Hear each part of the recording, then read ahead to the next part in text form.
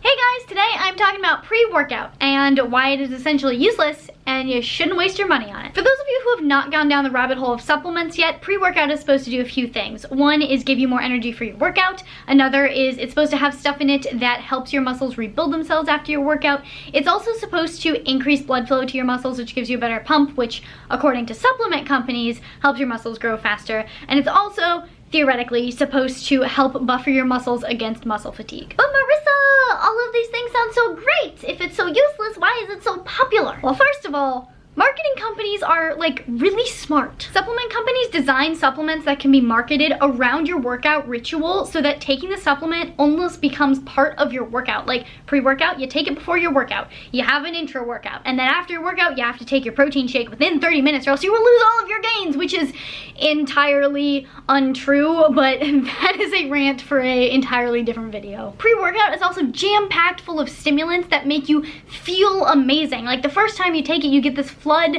of dopamine and neurotransmitters that make you feel amazing. And it makes you super hyper and you have a crazy workout. And the thing is, it's really easy to build a tolerance to these stimulants, so it can become addictive. But here's the thing. Pre-workouts do not help you build more muscle and they do not help you burn more fat. In fact, because of all of the stimulants in them, they might actually be doing the opposite. When you flood your body with stimulants, this puts your body in an artificial fight or flight mode and it spikes your cortisol, which in the short term does give you more energy, but in the long term, a long stress state for your body starts to break down its muscle. Now, people who are super pro pre-workout will tell you that whenever they take it, they can work out so much harder and they can always just kill themselves in the gym and feel great by the end of their workout. But what they don't realize is that the intensity of the workout is not directly correlated to the workout's effectiveness. At a certain point, once the intensity gets higher, the effectiveness starts to level out and decrease. So if this is a graph of the intensity of the workout, it's just going up linearly, the effectiveness is probably like this, and then it starts to level out, and then it might even start to decrease because you push your body so hard that the damage that you cause to the muscles doesn't have enough time to repair before you work those muscles out again. So it can slow and even stop and sometimes even reverse your progress. Overtraining your body is a real thing and it's much easier to do when you're super hyped up on stimulants. Okay, but Marissa, there are so many articles out there that are telling me that all of these ingredients that are in pre-workouts, they're super great. How can all these ingredients be super great and the pre-workout not be super great? Let's get one thing straight first. Those articles are trying to sell you supplements. The science that they use to explain why these ingredients are effective are not always accurate. They're very often biased and funded by the supplement companies themselves, and they're not always reliable in the sense that they have a large population that they studied and a wide variety of people. And oftentimes the results from one study or multiple studies are misapplied to make something seem better than it is. For example, glutamine is marketed as being able to increase muscle growth by 300%, and while some scientific studies show that when you inject glutamine into muscle cells in petri dishes that they do increase by 300% in size, that's not how it works in the body. When you ingest it, glutamine is actually absorbed by your small intestine and little, if any of it, actually goes to your muscle cells. Most of the science that backs up why pre-workout is good at burning body fat can be applied to a cup of coffee. The reason pre-workouts and fat burners, in fact, can claim that they help burn body fat is because they affect the central nervous system and have a thermogenic effect,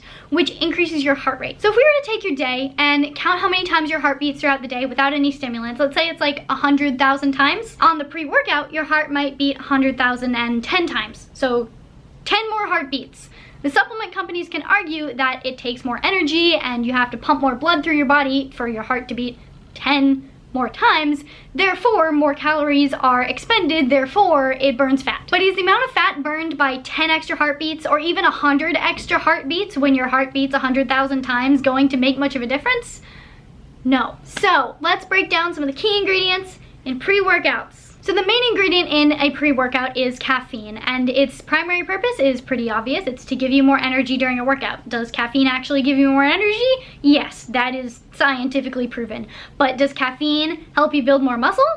No. There have not been any studies linking caffeine intake to increase muscle hypertrophy or 1 rep max. It can help you increase your workload by decreasing fatigue and decreasing your perception of effort, but like I said before, this is not necessarily a good thing. If you push your body too hard, it will be detrimental to your progress. It's a lot easier to overtrain when you can't have an accurate perception of how much effort you're putting in. Ingredient number 2, bcaas. Those come up in pre-workouts a lot as well, and let me just tell you this, if you're eating enough protein throughout the day, BCAAs are pretty pointless, period. Like, I'm gonna make a whole other video to discuss this.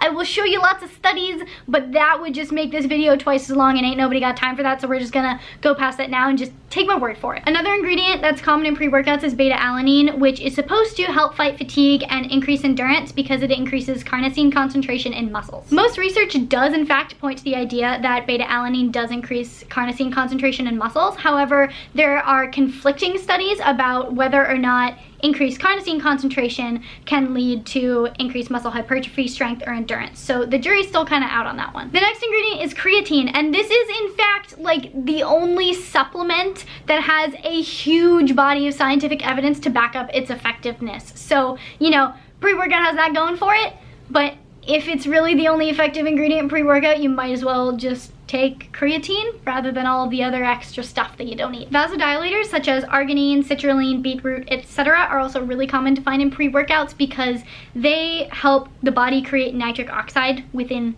the body, which relaxes blood vessels, which increases blood flow to the muscles. And all of this is pretty much scientifically true. However, what happens is the supplement companies extrapolate from this and say that with the increased blood flow, you're able to get more oxygen and nutrients to the muscles, which increases your muscle pump, which helps with recovery and thus speeds up muscle growth. This is not really proven at all. They connected a bunch of dots that don't actually have actual like scientific studies to back up their connections. There's no science behind the idea that increased nitric oxide leads to a better pump. Like, don't even know how you would really study that because a pump is so subjective anyway. And there's also no studies that show that a better pump leads to increased muscle growth. I've linked a study down below that shows that there were 2 groups that trained with very similar workloads, but one was slightly more in order to induce a pump and one was just slightly less in order to not get a pump, and there was like no difference between them. So that kind of shows that it's not true that a pump increases muscle growth. And a lot of people will say, but no, I have experienced this. I have taken pre-workout, gotten a better muscle pump, and increased my muscle size. And a lot of this might actually have to do with the environment that your body is in. So if you're getting a lot of sleep, if you have a lot less stress, if you're eating well, if you're exercising regularly, if you're generally healthier, this will be conducive to getting a better pump. This is also conducive to increasing muscle growth. That doesn't mean that the increased pump led to the increase in muscle growth. The last ingredient that I want to cover in pre-workouts that you see all the time is the ever mysterious proprietary blend, which is essentially just a blend of ingredients that the company won't disclose because it is a trade secret. But if a company is not willing to tell you what you're buying and what you're putting in your body, it's because they don't want you to know. All of the information on what dosages are the best for maximal effectiveness and for safety are publicly available. All supplement companies have access to this. There's no trade secrets when it comes to effectiveness. In short, there are no studies out there that aren't funded by supplement companies. I challenge you to find me one that shows that a pre-workout without creatine, of course, because creatine would be a confounding variable because we already know that creatine by itself does build muscle. So there are no studies that show that pre-workout without creatine actually does help build muscle or burn body fat. And if you want to prove me wrong by linking a bunch of scientific studies showing that pre-workout is effective, go for it. Just double and triple check to make sure they're not funded by supplement companies, because I spent hours the other night trying to find any studies that weren't funded by supplement companies that show that pre-workouts are effective. And I thought I found one, and then at the very bottom, I saw it's funded by like VPC or something like that, or like it was done with a generous donation from VPC, and I was like, what's that? So I googled that. They sell supplements. You probably thought I was almost done with this video. Well, guess what? I still have one more thing that I really need to rant about because it's kind of scary. Because the idea that supplement companies can just sell you a bunch of stuff that doesn't work is not the scariest part. What should actually scare you is that supplements are not regulated by the FDA. Like, at all. They can put whatever they want in there. and hide it in their little proprietary blends. In 2013, it was discovered that some supplement companies were putting DMAA in their pre-workouts. DMAA was a banned substance because it's known to cause harmful side effects, especially when combined with caffeine, the main ingredient in pre-workouts. And what's even worse, they were labeling DMAA as a all-natural ingredient because it's technically geranium extract. And another supplement company was putting a knockoff of methamphetamine in their pre-workouts, straight up just like lacing it with meth.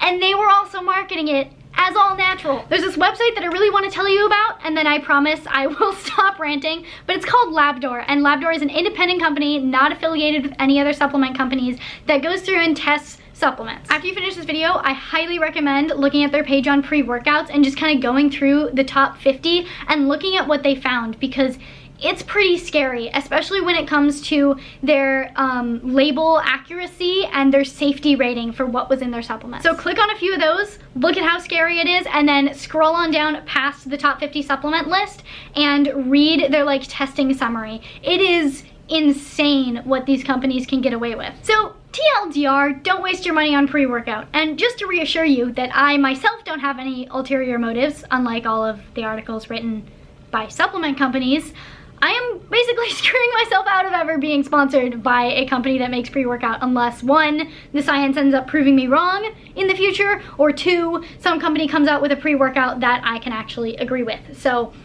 I have no motivation for making this video other than to give you the real facts. If you do have any questions, please leave them down in the comments below and I will do my best to answer them. And in the meantime, give the video a big thumbs up or 2 thumbs up if you can, because that really helps me and supports me, because the supplement companies aren't going to support me after this. And share this video and subscribe, because I will be making more videos on supplements and why some of them are great, but some of them are pointless. So look forward to that, and I will see ya very soon. Bye!